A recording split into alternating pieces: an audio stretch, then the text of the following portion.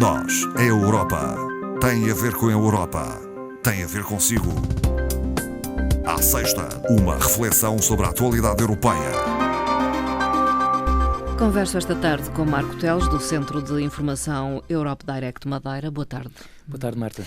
Voltamos aos temas da atualidade na União Europeia, fazendo uma referência a uma conferência de jornalistas que se realizou no dia 6 de abril. É, portanto, um destaque já da semana passada, no dia 6, teve lugar no Museu da Imprensa da Madeira, uma conferência intitulada Jornalismo Fora dos Grandes Centros. É uma iniciativa, creio que, da direção do sindicato daqui da Madeira e também da direção nacional.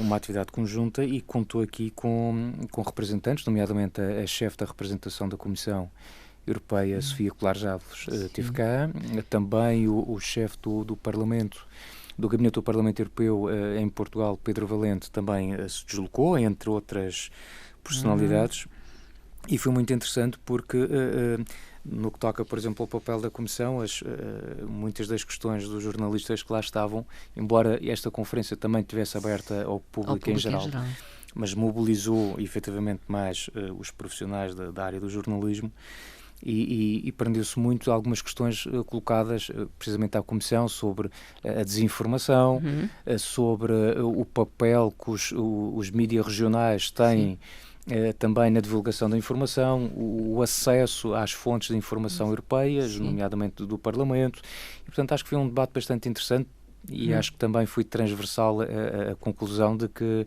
os jornalistas obviamente desempenham um papel fundamental, nomeadamente agora a pensar já nesta situação das eleições europeias. Sim, que estão aí. Que estão aí, ao virar da esquina, não é?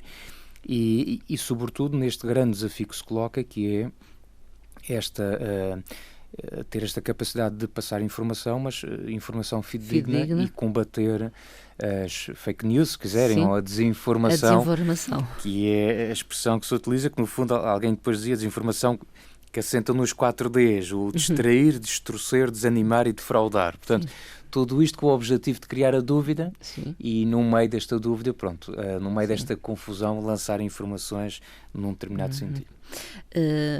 Marco Teles, as eleições estão mesmo aí e o Centro de Informação Europe Direct Madeira realiza neste momento uma rota das eleições, ações de sensibilização. Uma rota, exatamente.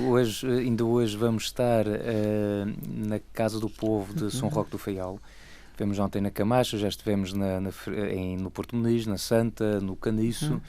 E, portanto, no total estão agendadas, creio que, cerca de 12 sessões até o final do mês, numa iniciativa que se está a fazer em colaboração também com a própria Secretaria Regional dos Assuntos Sociais, e que é uma forma, achamos nós, também darmos um pequeno contributo, chegando muitas das vezes a pessoas que não recebem, que têm alguma dificuldade em prestacionar esta informação, porque claramente já se percebeu todas estas campanhas que estão a ser feitas, nomeadamente organizadas pelo próprio Parlamento Europeu, estão muitas das vezes vocacionadas a pensar naquele público mais jovem. Sim, que tem acesso aos meios de informação e às tecnologias de informação. Redes sociais, lá está. E isto também tem um propósito, porque apesar de ser uma franja da população muito esclarecida, porque tem, como a Marta dizia bem, acesso a toda essa informação, curiosamente são aqueles que menos participam nas eleições, e nomeadamente nas europeias, mas também não se pode deixar de lado as outras pessoas e, portanto, nesta ronda pelas casas do povo que temos feito, temos falado sobretudo com um público mais velho, de uma idade mais avançada, onde é importante esclarecer, onde as coisas que nos podem parecer muito simples, para eles são complicadas. Portanto, o mais trivial pode ser porque complicado. Dizer, mas este ano nós temos 3 eleições, então para que servem estas 3? Mas porquê? Bom, a primeira para as europeias, a segunda para isto, e o que é que está em causa? O que é que eu estou a votar para as europeias? E o que é o Parlamento Europeu, o que faz o Parlamento Europeu, e o que é que isso interfere no meu dia-a-dia, não é? Portanto, e isto é curioso porque há, de facto, esta falta de informação sobre, enfim, a importância do Parlamento, o trabalho que um eurodeputado faz, e portanto, nesse sentido, nós estamos a agendar, e temos já agendado um conjunto de ações, inicialmente nós estivemos mais ligados à questão das escolas, agora mais para a população em geral, para até o período da campanha nós podermos fazer algumas coisas. Depois, obviamente, entramos naquele período propriamente da campanha, portanto, nos últimos 12 dias antes das eleições, a altura em que, obviamente, deixamos também retraem-se, de ir para o terreno, digamos. Exatamente, ficamos nós em reserva e deixamos, aliás, isso nota-se, os políticos já estão, de certa forma, no terreno e, obviamente, eles terão, os candidatos, um papel muito importante também, no sentido de esclarecer e passar esta informação para as pessoas, de dizer exatamente qual é o pensamento que eles têm em relação ao projeto europeu e o que querem lá defender, e o que é que eles veem para Portugal, para a Europa, enfim, têm que ser capazes de passar essa informação. Ficará então a cargo deles a partir desse momento. Com certeza. De qualquer forma, nas redes sociais está a decorrer uma campanha. Se não votas... Uma campanha é uma coisa muito teu simples. voto é lixo, uma não pequena é? brincadeira. É uma pequena brincadeira que iniciamos nas redes sociais, mas tem tido algum sucesso, não é? E que passa por colocar estrategicamente fotografias de cada um dos concelhos da região, com um pequeno cartaz dizendo que se não votas, a tua opinião vai para aqui, e o para aqui o que se vê na imagem é um caixote do lixo, um bocadinho para provocar, e nós temos colocado essa informação. Em 2014, no Conselho X, a participação foi de 30 e tantos %, e agora 2019, o que é que vai acontecer? E, portanto, é essa mensagem que também temos que pensar, que em mais de 30 anos de benefícios, obviamente também temos contribuído, mas mais de 30 anos de benefícios, nomeadamente no que toca a fundos europeus, se calhar a própria Europa merece que nós sejamos capazes de dar uma resposta superior aos 33% de participação que tivemos em 2014. Falamos do Brexit, enfim, os últimos meses já. Desenvolvimentos. Apetece dizer não falo mais, mas lá terá de ser. Nova data, digamos, foi estabelecida para que o Reino Unido saia da União Europeia. Portanto, em termos de datas, recapitulando, nós tínhamos o 29 de março, que era o que estava definido desde que foi ativado há 2 anos o artigo 50, não é?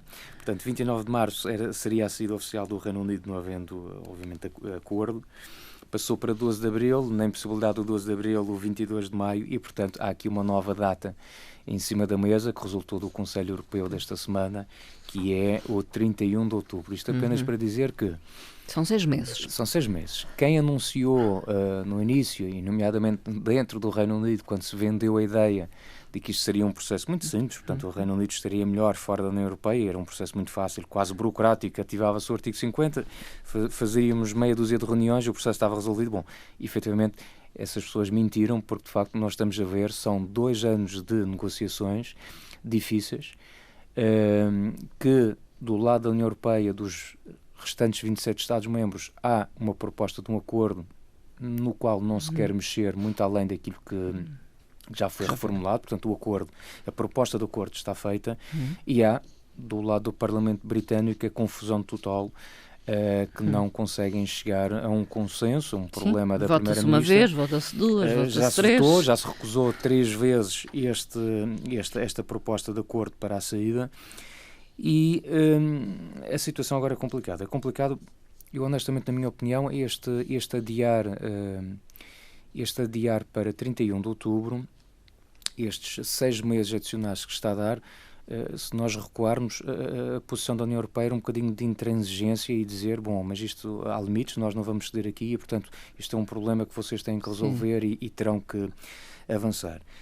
Estamos a dar 6 meses, tem aqui o lado mau, que é estarmos a reconhecer, dar o dito por não dito, porque efetivamente inicialmente não era esta a posição. Aliás, dizia-se que se havia algo de positivo em relação ao Brexit, seria o facto de se verificar nos 27 Estados-membros uma união bastante clara, uma resposta a uma só voz e uma intransigência em relação a este aspecto. E neste momento estamos a ver exatamente o contrário. Desta vez já há posições entre o não agora ou nunca. Exatamente. Nós começamos a ver agora situações completamente distintas, desde a benevolência alemã da senhora Merkel a entender que este prazo devia ser 1 ano, até 1 ano, portanto um prazo mais alargado. Temos até o caso do nosso Primeiro-Ministro a dizer que a extensão deveria ser tão longa quanto aquela que o Reino Unido viesse a precisar, portanto, quase sem aqui uma definição sequer até do prazo limite. E Macron? E temos, exatamente, o Sr. Macron um bocadinho na posição contrária. que terá apanhado alguns líderes europeus de surpresa neste último Conselho, a dizer que esta extensão deveria ser o mais curta possível. Aliás, de resto, vindo ao encontro daquilo que a Theresa May também defendia, que era uma extensão muito curta, o que ela tinha pedido inicialmente a 30 de junho. Portanto, aliás, ela ainda acredita que pode acontecer a 1 de junho. Sim, ela acredita que isto ainda poderia acontecer, esta situação, e essa esperança da senhora Theresa May de ainda conseguir até, vamos lá, nestas primeiras 3 semanas de maio, ainda conseguir chegar a um acordo com os trabalhistas, tem a ver precisamente com a situação de ela evitar participar nas eleições europeias, que, caso contrário, se ela não chegar a esse acordo e, portanto, mantendo-se esta extensão prevista, que é possível até 31 de outubro, não sobra outra solução ao Reino Unido que não seja a de, efetivamente, preparar as eleições, ainda que, depois, em outubro, se vote um acordo e, portanto, saiba que vão ter que sair. Mas, portanto, é até lá, efetivamente, o Reino Unido é um membro de pleno direito e, portanto, não há volta a dar. Portanto, desse lado é o aspecto, digamos que negativo, porque achávamos que havia uma posição unânime dos países e começamos a ver que dos Estados-membros começa a haver posições um bocadinho diferentes. E por outro, há aqui de facto um lado que me parece interessante, é que verificava-se, aliás, já falamos disso nos outros programas, atualmente não se fala de eleições europeias. Não se fala, quer dizer, tendo realmente, efetivamente, a nível nacional, a apresentação dos candidatos e a nível local nós vamos dando alguma importância, a nível internacional não se fala, porque o tema central é, de facto, a questão do Brexit. E creio que tem, pelo menos, este mérito desta proposta, e se calhar não deve ter sido um bocadinho despropositado, há com certeza alguma intenção nisto, é que, ao adiar para outubro, nós tiramos desta agenda mediática esse tema do Brexit e podemos nos concentrar naquilo que verdadeiramente importa, que são as eleições que estão aí ao virar da esquina. Não sei se vai ser assim. Não sei se vai ser assim. É verdade que também há aqui uma outra situação, que é, ao darmos este prazo relativamente longo de 6 meses, vamos ter aqui uma situação que é também de alguns movimentos cívicos que têm vindo a crescer dentro do Reino Unido, que se possam reorganizar e tentar novas estratégias no sentido de defender aquilo que, por exemplo, os Remainers querem, que é anular o Brexit e eventualmente avançar-se para um segundo referendo que volte a colocar o Reino Unido, que volte, enfim, a manter a situação tal como está.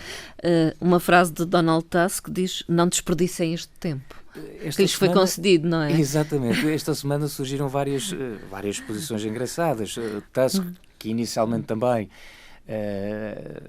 obviamente defendia o 29 de março ser o limite, agora diz que realmente, pronto, o melhor são estes 6 meses, mas alerta de facto o Reino Unido para não desperdiçar este tempo. E, aliás, ele foi mais longe e na entrevista depois com os jornalistas acabou por dizer, um bocadinho também provocatório nesta afirmação, mas ele dizia que, apesar de tudo, continua a ser mais fácil tomar decisões dentro do Conselho Europeu do que na Câmara dos Comuns. E, efetivamente, pronto, são 27 Estados-membros, começa a não ser fácil tomar uma decisão comum entre os líderes europeus, mas ainda é mais fácil de chegar a consenso do que realmente no Parlamento Britânico. O senhor Macron teve uma atitude um bocadinho mais radical e dizia: nem tudo é preferível a uma saída sem acordo.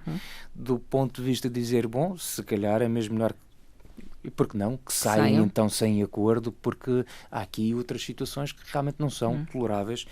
E, enfim, honestamente, até se calhar creio que haverão outros líderes a pensar da mesma forma, mas se calhar é preferível não avançar por aí. E o senhor Juncker foi irónico e até bem-humorado na sua observação.